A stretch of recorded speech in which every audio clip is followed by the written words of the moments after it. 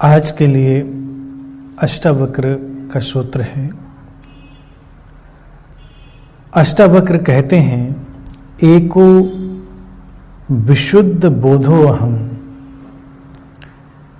इति निश्चय वहिन्ना प्रज्वावल्या ज्ञान गहनम वीत शोकः सुखी भव।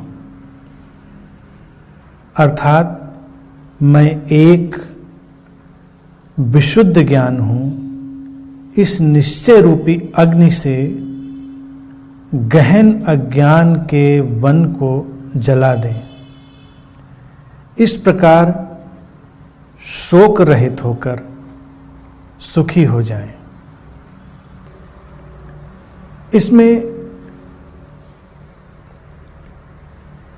कई चीजें समझने जैसी हैं।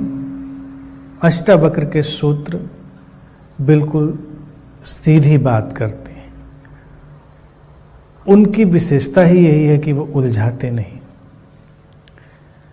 मैं एक विशुद्ध ज्ञान हूं।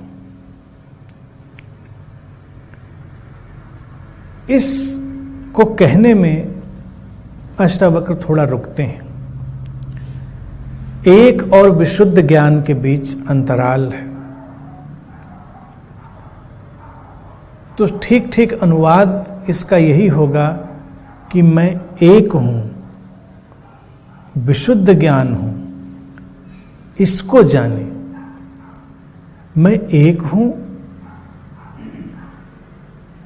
अर्थात मैं दो नहीं हूं। यहां पर अद्वैत का अष्टावक्र का जो उद्घोष है वो अलग दिशा से चल रहा है। सामान्यतः तो ऐसे ही चलेगा कि मैं दो नहीं हूं, अद्वैत का अर्थ यही होता है। लेकिन अगर वो कहेंगे कि मैं एक हूं, तो ये सामान्य व्यक्ति के लिए प्रारंभ में ग्रहण करने योग्य जैसी बात है। मैं अलग हूं, अलग थलग हूं या मैं एक हूं, ये बात समझ में आ सकती है जो सामान्य यात्रा में चल रहा है। मैं दो नहीं हूं, ये थोड़ा विद्वतापूर्ण और गंभीर गहन ज़्यादा हो जाता है। तो अगर हम ये देखते हैं अपने अनुभव के साथ कि हम एक जोड़ की तरह हैं, एक है का अर्थात हम एक इंटरकनेक्टेड हैपनिंग की तरह हैं। ये जीवन में अगर बोध आता है, ये समझ आती है, तो ये सबसे गहरी समझ में से एक समझ है। आम व्यक्ति का जीवन परेशानियों से इसीलिए भरा है, दुख से शोक से इसीलिए भरा है क्योंकि वो अलग थलग मानकर चल रहा है, टूटा फूटा, और इसीलिए दुखी होता है। अगर व्यक्ति टूटा है तो शोक को या दुख को उससे दूर करना बहुत मुश्किल है। अगर उसको ये अनुभूति हो, ये एहसास हो, जो कि उसकी वास्तविकता है कि वो अलग थलग खंडित नहीं है, वो अखंड है, एक है। एक है चेतनागत तल पर, भिन्नताएं सतह पर हैं। जितनी भी भिन्नताएं दिखाई देती हैं वो सतह पर हैं, और सतह पर ही उनका होना उचित है और खूबसूरत भी है, उसकी उपयोगिता भी है। मैं एक हूँ इसका अर्थ ये नहीं है कि हम सब के चेहरे एक जैसे हो जाएं, हम सब की आवाज़ें एक जैसी हो जाएं, हम सब कुछ को एक ही रंग में रंग डालें, ऐसा तो नहीं। अस्तित्व में भिन्नता ही भिन्नता है, और हम जितना गहरे चलते जाएं अस्तित्व में उतनी ही भिन्नता हमको नज़र आती जाएगी। विश्लेषण अध्ययन में हम जितना सूक्ष्म होते चले जाएं, जितना माइक्रो होते चले जाएं, उतना ही हमारा जो अनुभव का तल है वो व्यापक होता चला जाएगा। जैसे शरीर के बारे में पहले जो ज्ञान था सीमित था, उसको हम एक शरीर की तरह देख रहे थे, उसकी चिकित्सा कर रहे थे। शरीर तो एक ही है, लेकिन फिर जब उसमें स्पेशलाइजेशन शुरू हुआ, एक एक व्यवस्था, एक एक अंग का अलग अलग अध्ययन शुरू हुआ, तो उस माइक्रो हैपनिंग में भी इतना विस्तार है कि व्यक्ति का एक जीवन भी कम पड़ जाए उसकी विशेषज्ञता हासिल करने के लिए। इसीलिए अब चिकित्सा जगत में भी देखें, हर डिपार्टमेंट अलग हो गया और धीरे धीरे और भी उसके अलगाव और भिन्नताएं बढ़ती चली जाएंगे स्पेशलाइजेशन के साथ। लेकिन ये स्पेशलाइजेशन हमको बांट नहीं रहा है, हमको तोड़ नहीं रहा है, ये हमको और नज़दीक लाने की एक प्रक्रिया है। हम जितना विस्तार से जानते हैं उतना ही अपने नज़दीक और आ जाते हैं, जितना हम कम जानते हैं उतना ही हम दूर हो जाते हैं। अब अगर हम अपने शरीर की त्वचा की ही बात करें तो इसकी विशेषज्ञता बिल्कुल अलग है। ये जो स्किन की लेयर है, इसका एक्सपर्टाइज, इसका होना, इसकी व्यवस्था, इसका बाकी शरीर से इंटरेक्शन, अंतर संबंध सब बिल्कुल अलग है। तो इसलिए इसका विशेषज्ञ बिल्कुल अलग हो जाएगा। आँख का अलग हो जाएगा, हृदय का अलग, हर चीज़ का, मस्तिष्क का अलग हो जाएगा। आँख में भी बाईं आँख, दाईं आँख, अभी धीरे धीरे उसमें भी अलग हो जाएगा कि जब आप जाएंगे हॉस्पिटल और आपकी दाईं आँख में समस्या है तो बाईं आँख वाला आपका इलाज नहीं कर पाएगा। वो कहेगा ये तो आप गलत हॉस्पिटल में आ गए हैं, ये लेफ्ट आई का है, ये राइट आई का है, क्योंकि इतना उसमें अंतर अभी भी बाकी है। जैसे जैसे हम उसको स्पेशलाइज करेंगे वैसे वैसे हम उसको और ज़्यादा एक्सेस कर पाएंगे। विज्ञान तो इसी तरह से यात्रा कर रहा है, लेकिन ये जितनी भी हमारी खोजबीन है वो हमको उस बड़े जोड़ का एहसास कराती है कि हम किस तरह से जुड़े हुए हैं। जैसे जब तक पदार्थ की बहुत ही बारीक खोज नहीं करी गई थी तब तक लोगों को एहसास नहीं था कि ये जो अंतर संबंध है, ये जो इंटरकनेक्टिविटी है, ये कितनी गहरी हो सकती है। अणु खोजा गया, परमाणु खोजा गया और उसके अंदर उसको बनाने वाले सूक्ष्म कणों की खोज हुई, जो 3 कण उसको बनाते हैं, इलेक्ट्रॉन, प्रोटॉन और न्यूट्रॉन।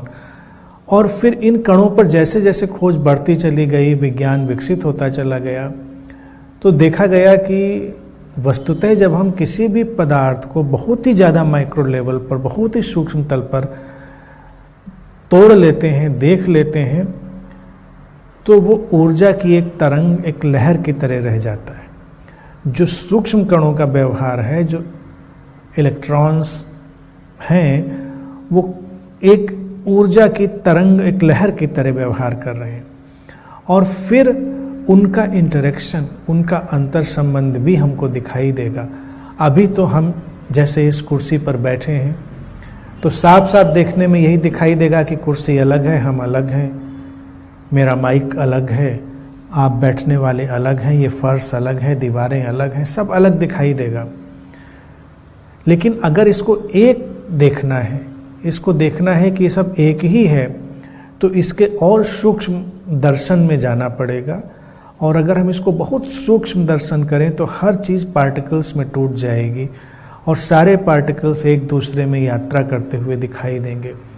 जब इस कुर्सी पर मैं हाथ रख रहा हूँ तो इस कुर्सी के जो पैटर्न्स हैं, जो बहुत सूक्ष्म कण हैं और ऊर्जा की तरंगें हैं, वो एक अलग नृत्य कर रही हैं। मेरे शरीर के कण एक अलग नृत्य कर रहे हैं और दोनों एक दूसरे में घुल मिल रहे हैं, एक दूसरे को क्रॉस कर रहे हैं। यहाँ तक कि अगर हम देख पाएंगे सूक्ष्म, तो हमको दिखेगा कि वो आदान प्रदान भी कर रहे हैं, कुछ ले रहे हैं, कुछ दे रहे हैं। इसलिए जब कुर्सी पर हम नहीं बैठे थे तो ये अलग थी, हम अलग थे। जब हम बैठे तो हम अलग हुए, ये अलग हुई, क्योंकि आदान प्रदान हुआ। जब हम नहीं मिले थे, दूर थे, तो हम अलग थे। जब हम मिले तो हम वो नहीं रह गए जो हम थे, कुछ बदला। जैसे विज्ञान में एक और जो सूक्ष्म खोजों में से वो कहते हैं कि हमारे अंदर इतना अलगाव भी नहीं है। चेतनागत तल पर तो अलगाव नहीं ही है, लेकिन उसको अगर हम बाहर भौतिक तल पर भी समझें तो अगर हम सूक्ष्म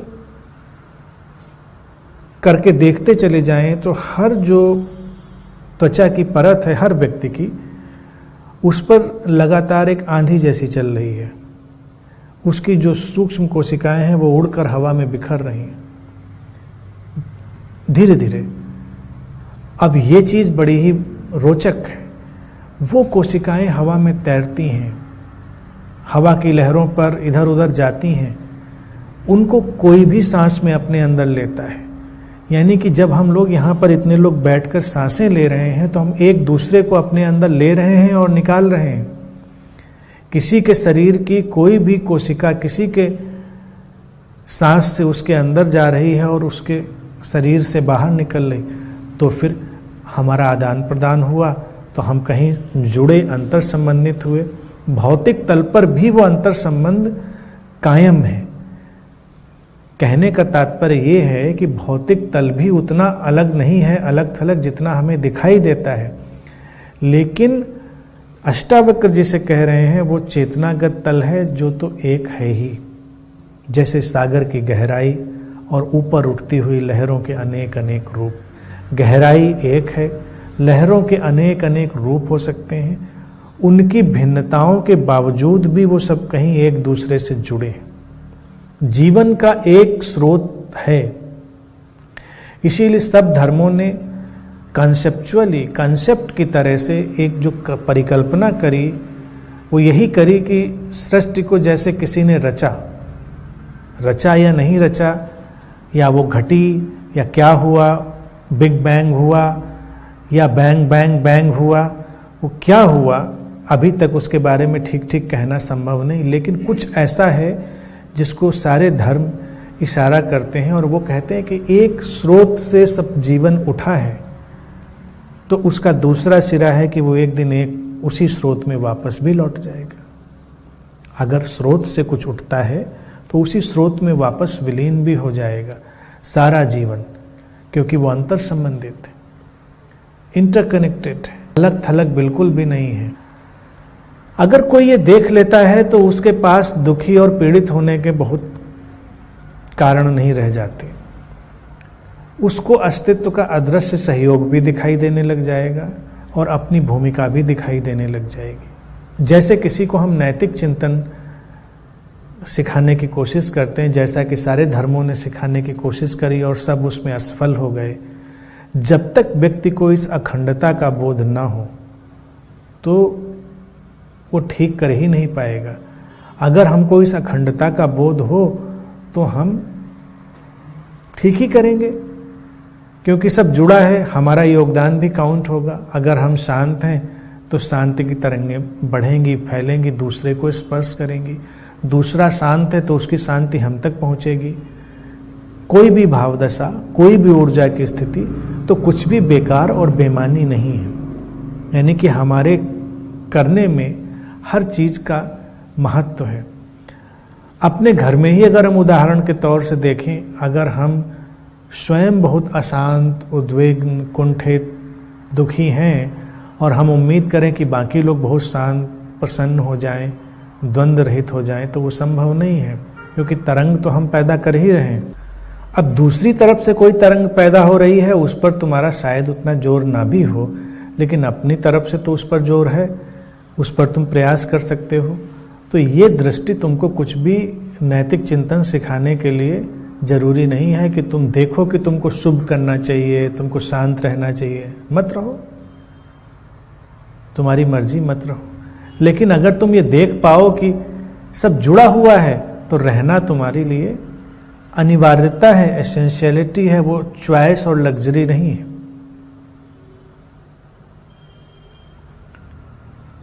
अगर तुम्हारे चारों तरफ बारूद फैली हो घर के, तो तुमको ये बताना नहीं पड़ेगा कि चिंगारी मत डालना यहाँ पर, क्योंकि तुमको पता है डालोगे विस्फोट होगा, आग लगेगी, तुम भी उसमें नष्ट होगे।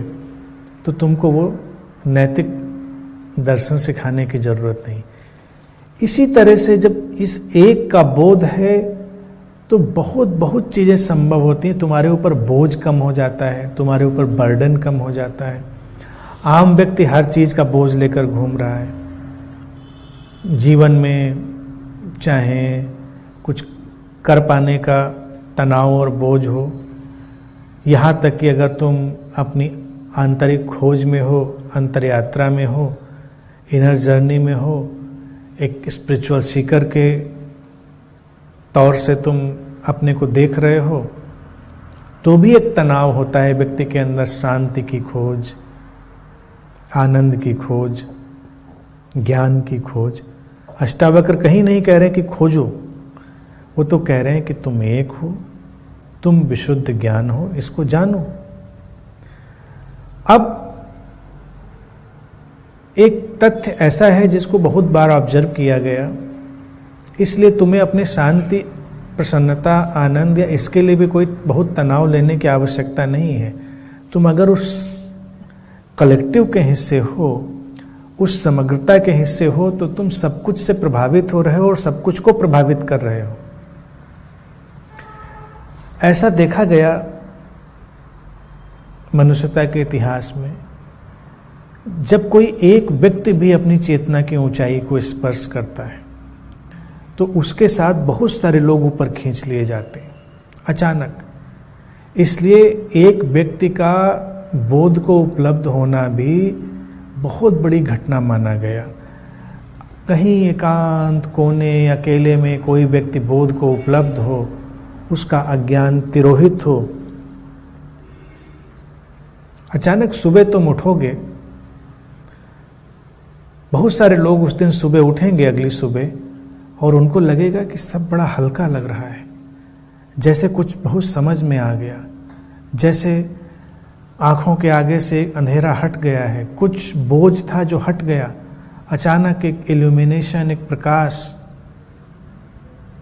उन्होंने किया कुछ नहीं है उसके लिए, ध्यान नहीं किया, साधना नहीं की, कुछ नहीं किया, लेकिन एक तरंग उठी है और उसने उनको ऊपर खींच लिया है। सब जुड़े हैं, इसलिए ये हमेशा ही हुआ है, आगे भी होगा। जब भी कई बुद्धों का आगमन होता है इस धरती पर, तो हर विधा में, हर क्षेत्र में प्रतिभा फूट पड़ती है, चाहे वो कला हो, विज्ञान हो, कोई भी विधा हो, हर विधा में, क्योंकि हर तरफ से वो पुल आ जाता है। भारत में श्री अरविंद ने इसी बात को समझा और उन्होंने कॉन्सेप्ट दिया सुप्रामेंटल के अवतरित होने का। उन्होंने कहा अलग अलग लोग कितना काम कर पाएंगे, अलग अलग लोग बहुत काम तो नहीं कर पाएंगे, एक एक व्यक्ति को हम सिखाएंगे, साधना कराएंगे तो कब तक चलेगा। तो उन्होंने कहा कुछ लोग जो बहुत ही प्रतिभाशाली हैं, बहुत ही अपनी गहराई में उतरे हुए हैं चेतना की, वो बस ऊपर उठ जाएं और उनके उठने से ही वो जो अति चेतन है, सुप्रामेंटल है, वो अवतरित होगा और जो भी लोग जुड़े होंगे वो सब ऊपर खींच लिए जाएंगे। भारत में इसी बात के लिए आश्रम परंपरा का भी विकास हुआ। कालांतर में ये अलग बात है कि सबसे ज़्यादा शोषण, अंधविश्वास और भटकाव के लिए भी वही वजह बन गई, क्योंकि लोगों को उसमें कुछ और दिखाई देने लगा। लोगों को उसमें एक प्रतिष्ठान, एक राजनीति, एक व्यवस्था, एक सम्मान पैदा करने की, पाने की एक व्यवस्था दिखाई देने लगी। तो भारत आश्रम जगह जगह आश्रम ही यहाँ पे दिखाई देने लगे और वहाँ से कोई भी रोशनी या वहाँ से कोई भी अद्भुत घटना निकलती हुई दिखाई नहीं दी। लेकिन उसके पीछे विज्ञान यही था, अगर कुछ लोगों को जो समान ऊर्जा, समान सोच से भरे हुए हैं, एक साथ इकट्ठा कर दिया जाए और उन लोगों के बीच ही अलग अलग पड़ाव के लोग होंगे, अलग अलग यात्रा पर चलते हुए लोग होंगे, तो सब एक दूसरे को पुल करेंगे। ऐसे तो स्थान और समय के परे हम अंतर संबंधित हैं, ऐसे तो टाइम और स्पेस भी हमको नहीं अलग करता, लेकिन फिर भी वैज्ञानिक रूप से कुछ डिस्टेंस जो है वो हमको ज़्यादा खींच लेता है। जैसे हमारे चारों तरफ इलेक्ट्रोमैग्नेटिक जो फील्ड है, जो विद्युत चुंबकीय क्षेत्र हम लेके घूमते हैं, वो भी हमारे अंदर एक इंटरेक्शन, अट्रैक्शन और इंटरकनेक्शन पैदा करता है। एक खास दूरी तक अगर लोग हों तो वो इंटरकनेक्टेड हो जाएंगे। इट्स काइंड ऑफ ब्लूटूथ जैसे, या वाईफाई या ब्लूटूथ की टेक्नोलॉजी जैसे हम जानते हैं, तो उसमें भी एक निश्चित दूरी है। धीरे धीरे हम विकसित कर रहे हैं कि और ज़्यादा हम उसको दूरी को बढ़ा सकें, लेकिन फिर भी डिवाइसेस के लिए, क्योंकि डिवाइसेस की सीमा है, फिर डिवाइसेस का वॉल्यूम हम नहीं बढ़ा सकते हैं। तो इसी तरह से हमारा जो ह्यूमन बॉडी माइंड एपरेटस है उसकी भी अपनी सीमा है, तो उसका जो इलेक्ट्रोमैग्नेटिक आउटपुट है उसकी भी सीमा है।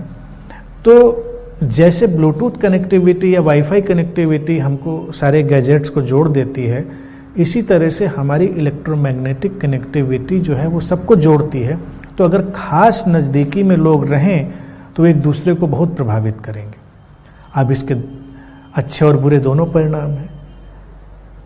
अगर हम नकारात्मक लोगों से, या वो लोग जो अभी दुख, विषाद और भटकाव से भरे हैं, उनके ज़्यादा नज़दीक होंगे तो हम वैसे भी खींच लिए जाएंगे, हमारे अंदर वो असर आने लगेगा। तो भारत में जो आश्रम की व्यवस्था शुरू करी गई बुद्धों के द्वारा, ऋषियों के द्वारा, उसका यही उद्देश्य था कि एक खास तरंग के लोग आपस में अंतर संबंधित रहें, तो वो कलेक्टिवली एक दूसरे को कोऑपरेट करेंगे, जो कि घटना ज़्यादा सरल हो जाएगी। अकेले और अलग थलग शायद वो मुश्किल होती। इसीलिए कई बार देखा गया है अकेले और अलग थलग व्यक्ति अगर ध्यान में भी बैठे तो उसके लिए थोड़ी मुश्किल होती है। ग्रुप में बैठे आसानी होती है, और अलाइंड ग्रुप हो तो और आसानी होती है। इसलिए वो संग साथ की व्यवस्था थी। वो किसी राजनीति के लिए नहीं थी कि किसी को गुरु बन के बैठना है, अपनी गुरुडम फैलानी है, या किसी को अपना कोई कल्ट बनाना है, कोई विचारधारा किसी के ऊपर थोपनी है, इसलिए नहीं। गुरु का अर्थ यही था कि एक व्यक्ति तो कम से कम जागा हुआ है, उस सारी व्यवस्था में एक व्यक्ति तो कम से कम उपलब्ध है, तो उसके अंतर संबंध से बाकी सब लोग भी खींच लिए जाएंगे। यह हमेशा होता रहा। तो इस कारण से व्यवस्थाएं ये पैदा हुई।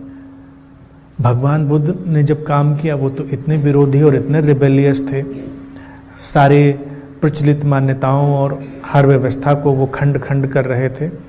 लेकिन ये जो साथ रहने की घटना थी, जो आश्रम भारत का एक योगदान था प्रयोग में, उसको उन्होंने भी नहीं तोड़ा। उन्होंने भी नए ढंग से उसको आगे बढ़ाया। उनके साथ लोग रहे, और इतिहास गवाह है कि कितने लोग, हजारों लोग उस उपस्थिति में ज्ञान को उपलब्ध हुए। क्योंकि पहली बार ऐसा प्रयोग हो रहा था जहाँ पर जो गुरु था वो पूरी तरह ईमानदार था। उसका पूरा उद्देश्य बोध को फैलाना ही था, और उनके साथ खड़े हुए लोगों में से तमाम लोग अलग अलग मुकाम पर थे। वो सब एक दूसरे से जुड़े और खींच लिए गए। ये संभव है, एक होना। तो अगर हम इस भांति भी उसको देख पाएं तो ये एक होने की तरफ बढ़ती हुई यात्रा है। आश्रम का भी परिणाम वही था। हमने इस पर एक और बात एक बार करी थी, 100 मंकी फिनोमेना की, जिसमें बंदर शकरकंद धुल के खाना सीख लेते हैं। एक जगह सीखते हैं तो अचानक दूसरी जगह भी सीख लेते हैं, क्योंकि वो इंटरकनेक्टेड कॉन्शियसनेस में वो जो इन्फॉर्मेशन है, वो सूचना है, वो चली जाती। अंतर संबंधित चेतना में वो सूचना चली जाती है। इसलिए एक बात बड़ी प्रसन्नता की है कि मनुष्यता के इतिहास में जो कुछ भी जान लिया जाता है वो हमेशा के लिए स्थायी हो जाता है, वो आगे चला जाता है। जो कुछ भी जाना जा रहा है, हम पीछे कभी नहीं जाएंगे। जैसे कई लोगों को डराते रहते हैं पतन या पीछे जाना, कोई नहीं जाएगा। तुम ही नहीं जा पाए हो। तुम खुद अपने को अगर देखो, तुमको आज तक जो जो सूचना मिल गई है तुम उससे पीछे नहीं जा पाए। तुम्हारे अंदर डिलीट करने का कोई ऑप्शन नहीं है, या है? तुम अपनी अवेकनिंग को कभी भी डिलीट नहीं कर सकते, क्योंकि तुम उस लेवल तक जाग गए हो। उसको मिटाना संभव नहीं है। तो जो कुछ भी जान लिया जाता है वो विकास के अगले पायदान पर चला जाता है। मनुष्यता के इतिहास में इंटरकनेक्टेड, अंतर संबंधित घटना का यही ढंग है। तो अगर जो लोग समाज में भी हैं और शांति की, प्रेम की बहुत कामना करते हैं, तो उनका उत्तरदायित्व यही है कि वो खुद उससे भर जाएं ज़्यादा से ज़्यादा, और वैसे लोगों का एक समूह निर्मित करें। ये होगी एक होने की यात्रा। और फिर विशुद्ध ज्ञान, वो कहते हैं अष्टावक्र कि ये जानो कि तुम विशुद्ध ज्ञान हो। व्यक्ति के अंदर अज्ञान है ही नहीं। अज्ञान एक किस्म की कंडीशनिंग है। हम अपने प्राणों में जानते हैं उस बात को हमेशा हमेशा के लिए, हमेशा हमेशा से उसको जानते हैं।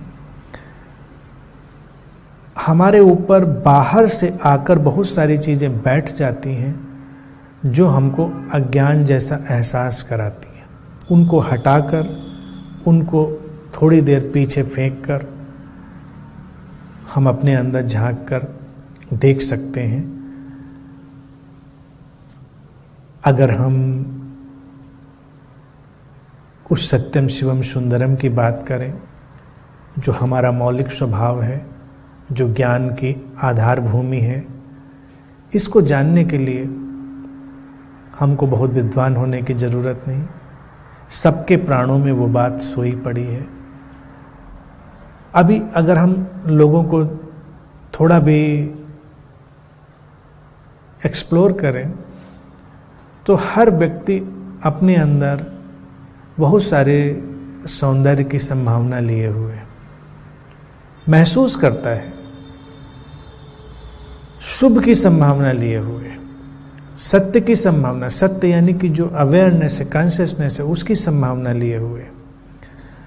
किसी को बताना नहीं पड़ता ये कि तुम्हारे अंदर ये है, उसकी मौलिक संभावना है हर व्यक्ति की। और मैंने इसको हमेशा देखा है और मेरे लिए बड़ा रोचक है। तुम भी देखो तो कितना रोचक है, केवल इसी वजह से क्योंकि ये सभी की संभावना है। संसार में ऐसा कोई भी व्यक्ति नहीं है जो सुंदरता से किसी भी तरह से दूर हो या उस सौंदर्य को अपने अंदर न मानता हो, अनुभव न करता हो, यहाँ तक कि वो स्वयं को सुंदर न मानता हो। शारीरिक तौर से भी, मानसिक तौर से भी और आत्मिक तौर से भी, हम सारे तलों की बात कर रहे हैं। कैसा भी आकार प्रकार बनाया गया हो, लेकिन सभी को अपना आकार प्रकार अच्छा ही लगता है। बहुत ही कम लोग होंगे जो दुखी होंगे अपने आकार प्रकार को लेकर। ये तो बहुत सतह की बात है, लेकिन कहने का तात्पर्य यह है कि वो जो आंतरिक गुणधर्म है हमारी चेतना के सौंदर्य का, वो हमारे ऊपर छाया हुआ है। इसी तरह से जो शुभता है, कल्याण की भावना है, वो भी हमारे अंदर भरी हुई है। ज्ञान का ये जो अंतर संबंधित तल था, इसको भी देखने के लिए बहुत विद्वान होने की ज़रूरत नहीं है। सब कुछ हमारे अंदर समाया हुआ है। हम अगर उसको गौर से देखेंगे तो हम तुरंत जाग सकते हैं। अष्टावक्र उसी ओर इशारा कर रहे हैं, इसीलिए वो कोई बड़ी लंबी प्रक्रिया, बहुत लंबी साधनाओं की बात नहीं उठा रहे हैं। वो सीधे कह रहे हैं कि जानो तुम इस चीज़ को। हमारे चारों तरफ वही वही ज्ञान हर रूप में घूम रहा है। व्यक्ति अपने अगर शरीर को ही एक बार गौर से देख ले, एक जोड़, सहयोग, शरीर से ही हम देखें तो समर्पण की भावदशा। समर्पण कोई सीखने की चीज है, हम तो उसमें ही जी रहे हैं, हमारा शरीर तो उसी में जी रहा है। जितने भी हम आत्मिक गुणों की बात करेंगे वो सब हमारे साथ हर क्षण चल रहे हैं। अगर शरीर की हम व्यवस्था को देखें, शरीर एक गहरी श्रद्धा में चलता है, नहीं चलता। शरीर की अपनी मूलभूत श्रद्धा है, उसमें कोई टकराव नहीं है। पता है कि ऐसा ही होगा, आश्वासन है, भरोसा है, हमारे अंदर नहीं है। हमको तो बस एक बार जाग कर देखना है। बच्चे शुरुआत में चाहे उनके पास भाषा ना हो, बहुत चेतना ना हो, लेकिन वो इसको जानते हैं, जुड़े हुए हैं उस चीज़ से। शरीर को देखें, एक एक कोशिका को पता है कि जब उसको ज़रूरत होगी उस तक मदद पहुंचेगी, जो ज़रूरत है उस तक पहुंचेगी। सारी कोशिकाएं इसी श्रद्धा में तो जी रही हैं। वही एक गहरी समर्पण की भावदशा भी बन जाती है कि कोई तनाव नहीं है। हम इस विराट जगत से एक कोशिका की तरह ही तो जुड़े हुए हैं। इसीलिए पहले ज्ञान, विशुद्ध ज्ञान जानने से पहले अष्टावक्र ने एक की तरफ इशारा कर दिया कि पहले तो वो जानो, एक, द कनेक्टिविटी, जोड़। जैसे शरीर श्रद्धा में रहता है, हम ऐसे क्यों नहीं रह सकते? क्योंकि हमको बाहरी कंडीशनिंग के चलते भरोसा नहीं आता।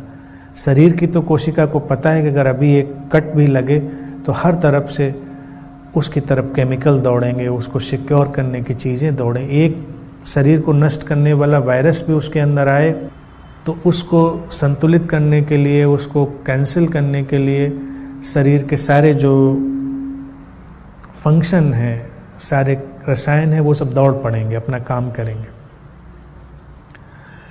बहुत सारी हीलिंग पर जो आजकल काम चलता है उसमें यही देखना है कि अनुसंधान करने वालों का कि हम मानसिक रूप से भी बाधा डाल देते हैं, अन्यथा शरीर अपने को हील करने की बहुत बड़ी क्षमता रखता है। इसी तरह से हम भी अपने को किसी भी तरह से ढाल लेने की बहुत बड़ी क्षमता रखते हैं। ज्ञान की ही अगर बात करी जाए तो बहुत सारे लोगों के माध्यम से इतने गहरे ज्ञान की धाराएं बही हैं, और ज़रूरी नहीं कि उन्होंने बहुत अध्ययन कर डाला हो या बहुत उन्होंने कहीं पढ़ाई कर ली हो। मैं नहीं कह रहा पढ़ाई या अध्ययन बुरा है, उसकी अपनी उपयोगिता है, लेकिन ज्ञान कहीं उससे आगे है। हमने रामानुजन जैसे मैथमेटिशियन देखे हैं, हमने और बहुत सारे वैज्ञानिक देखे हैं, बहुत सारे ऐसे हमने रचनाकार देखे हैं, जिनको ऐसे हम ऊपर से देखेंगे तो लगेगा कि ये इतने विद्वान कहाँ हो सकते हैं, इनके पास तो इतनी विद्वता नहीं हो सकती। लेकिन अचानक कहीं से कुछ बहकर उन तक चला आता है। वो अस्तित्वगत घटना है, वो एग्जिस्टेंशियल हैपनिंग है, क्योंकि ज्ञान व्यक्ति के अंदर नहीं है, ज्ञान अस्तित्वगत है, एग्जिस्टेंशियल है। तो अगर कोई देखता है कि मैं ये विशुद्ध चेतना हूँ, ये विस्तार हूँ, तो उसी में इनबिल्ट है कि वो ज्ञान भी है। चेतना ही विशुद्ध ज्ञान का स्रोत है, वो ऑल नोइंग है, ऑल नोइंग है, उसको सब पता है। तो इसको जानकर वो कहते हैं कि अपने अज्ञान के वन को जला दो, यानी कि drop every kind of conditioning, burn out every kind of conditioning. हर किस्म की जो बाहर से आई हुई संस्कारबद्धता है, बाहर से हमारे ऊपर जो सीमाएं डाली गई हैं, उन सबको हम जला दें इस बोध के साथ, इस ज्ञान के साथ, और कहते हैं शोक रहित हो जाएं, सुखी हो जाएं, शोक रहित होकर सुखी हो जाएं। क्योंकि जब हम इतना एहसास कर पाएंगे तो जीवन में किसी भी तरह के शोक की जो संभावना है वो खत्म होगी। उसका अंतिम परिणाम स्वाभाविक रूप से अष्टावक्र सुख शब्द का उपयोग कर लेते हैं, क्योंकि ये अभी सुख की उस बारीकी में नहीं गए हैं कि सुख और दुख और फिर वो डुअलिटी और उसके पार। सुख का यहाँ उनका तात्पर्य आनंद शब्द से ही है कि जो द्वैत के पार है। सुख से यहाँ उनका तात्पर्य शांति से ही है, जो एक शांति की तरह व्यक्ति के अंदर उतरता है। तो बहुत सरल है, देखने की बात है, अपने में भरोसा करने की बात है। अष्टावक्र के सूत्र हमें फिर से हमारे अंदर भरोसा दिलाने के लिए कि हम एक बार फिर से अपने को देखें और अपने प्रति जागें और अपने इस विराट रहस्य और अपनी इस जो इमेंसिटी है, जो व्यापकता है, जो वास्टनेस है, हमारी जो असीमता है, उसके प्रति जागें। वो सभी के अंदर है, किसी एक के अंदर नहीं है।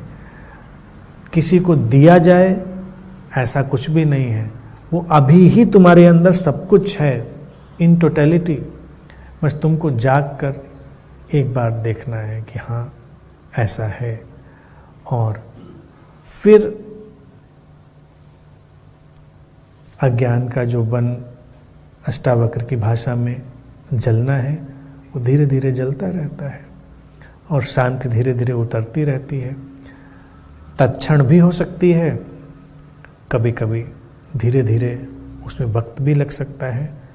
प्रयोग हम जितने कर सकते हैं, प्रयोग बस यही है कि उस अंतर संबंधित होने को देखने के लिए हम बहुत सारे प्रयोग कर सकते हैं। हमारी साधना की जितनी भी व्यवस्था है वो उसी लिए।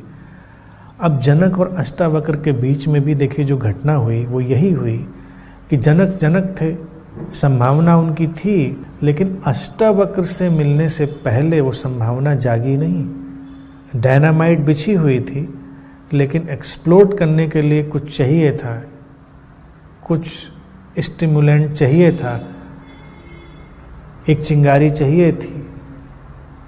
अष्टावक्र जैसा गुरु जो जल रहा है उसके पास आकर वो घटना घट जाती। वही अंतर संबंधित होने का एक प्रयोग है साधना में। इसीलिए हम चलते रहते हैं, मिलते रहते हैं, यहाँ वहाँ हर जगह, लेकिन कहीं एक जगह जहाँ वो टकराव हो हमारे अंदर और हमें एहसास हो हमारे विभाजन के मिटने का, तो बस फिर सब सरल है। सरल है, लेकिन ये उस मोमेंट पर ही दिखाई देता है। जैसे एक उदाहरण के तौर से ये बात मैं कहूँ कि जब यहाँ अनंत में हमने मोनियो मिस्टिका मेडिटेशन का एक प्रयोग शुरू किया, तो प्रारंभ में लोगों ने कहा कि 3 घंटे बिना कुछ किए मौन में कैसे? तो हमने उनसे कहा कि बस आओ। लेकिन जब वो आए तो उन्हें कहा तो बहुत आसान है, टाइम बढ़ाएं इसका, कम टाइम में, क्योंकि ये एक तैयार की हुई जमीन है, व्यवस्था है। ये जो ऊर्जा क्षेत्र तैयार किया हुआ है, यहाँ पर वो सहजता से घट जाता है। लेकिन जब एक बार सहजता से घट जाता है तब तुम जान लेते हो कि वो सहज है, मुश्किल नहीं है। समझाने की बात है, वो विज्ञान ही है, लेकिन पहले तुम उसको समझ लो। जब पहली बार बिजली आई तो स्विच को ऐसे क्लिक कर देना लोगों के लिए डरावना था।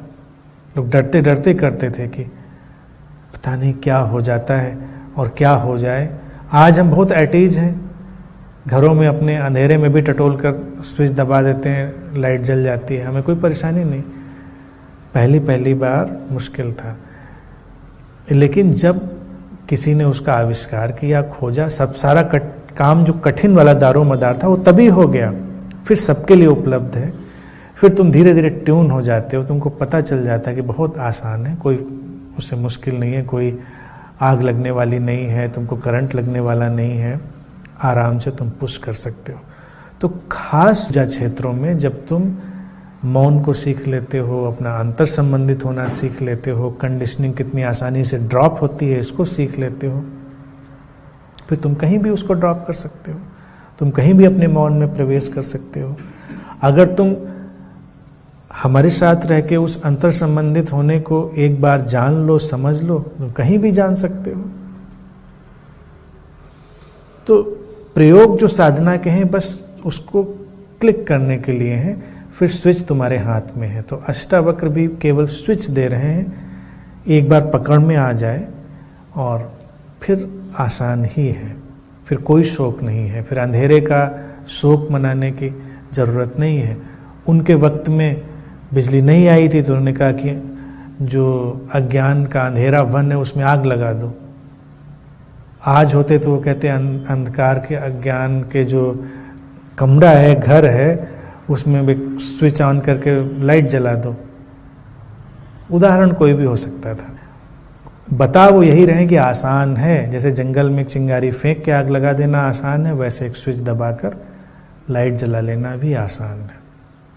आसान है, लेकिन आसान को सीखने में कभी कभी वक्त लग जाता है। सीधी राह पे चल पाने में कई बार वक्त लग जाता है। तो साधना बस उसी वक्त से गुजरने का नाम है। आज के लिए इतनी